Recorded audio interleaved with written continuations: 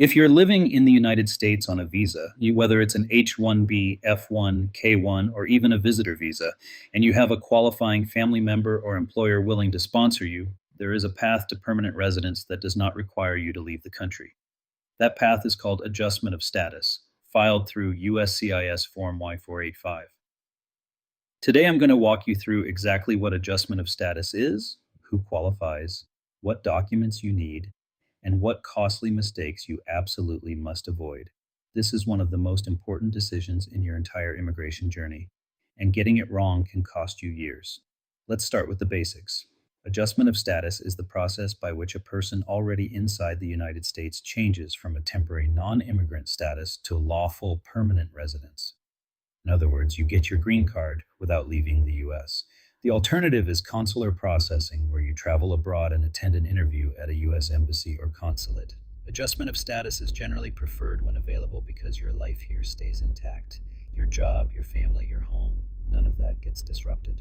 To file an I-485, you need three things. First, an approved immigrant petition. This is either an I-130 filed by a qualifying family member, like a US citizen spouse, parent, or sibling, or an I-140 filed by an employer if you're pursuing an employment-based green card.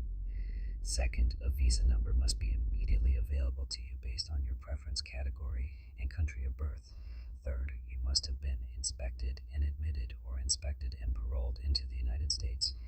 If you entered without inspection, meaning you crossed the border without going through a port of entry, you may not be eligible for adjustment of status. Filing incorrectly in that situation can actually make things worse. Let's talk about visa availability because this is where many people get confused. USCIS uses the Visa Bulletin, published every month by the Department of State, to determine when visa numbers become available for different categories. If you are an immediate relative of a U.S. citizen, a spouse, an unmarried child under 21, or a parent of an adult citizen, visa numbers are always current. You can file your I-485 as soon as the I-130 is approved, or even at the same time on the same day. But if you're in a preference category, such as a married adult child, a sibling of a U.S. citizen, or an employment-based third preference applicant, you may be waiting years. If you were born in India, China, Mexico, or the Philippines, certain categories have backlogs that stretch more than a decade. Here is something critically important that changed in 2024 and remains in effect in 2026. USCIS allows certain applicants to file an I-485 based on the filing date chart, even when the final action date has not yet been reached. If your priority date is current under the filing date chart, you can submit your full adjustment package and immediately apply for a work permit and travel authorization while your visa number catches up in the queue. This is a powerful benefit, and you do not want to miss it. Now let's walk through what an I-485 filing package actually looks like. This is not a single form. It is a substantial set of documents. A complete package typically includes the I-485 application itself, a medical examination completed on Form Y-693 by a USCIS designated civil surgeon, an affidavit of support on Form Y-864 for family-based cases, Form I-131 if you need to travel internationally while the case is pending. That document is called advance parole, and Form I-765 if you want to apply for a work permit, also known as an employment authorization document. Filing fees in 2026 are substantial, so review the current USCIS fee schedule carefully before you submit anything. After you file, USCIS will send you a receipt notice and schedule you for biometrics, fingerprints, photograph, and signature. Processing times vary by field office and by category, but expect anywhere from 12 to 24 months in most cases.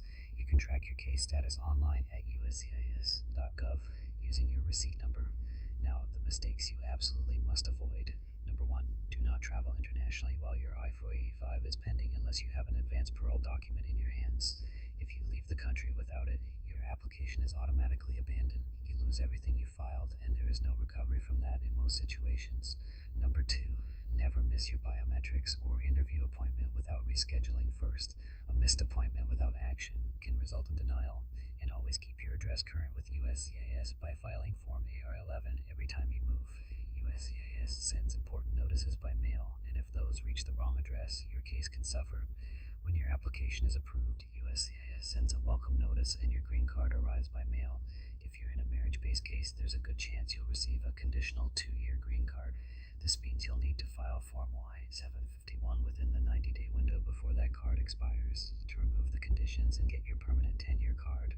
This process has many moving parts, and every single one of them matters, whether you're just starting out, waiting in the queue, dealing with a request for evidence, or trying to understand a delay or a denial.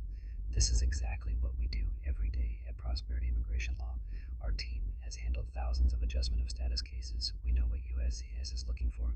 We know how to build a strong package, and we know how to protect your case when problems come up. If you have questions, call us at 832 479 1833. We are Prosperity Immigration Law.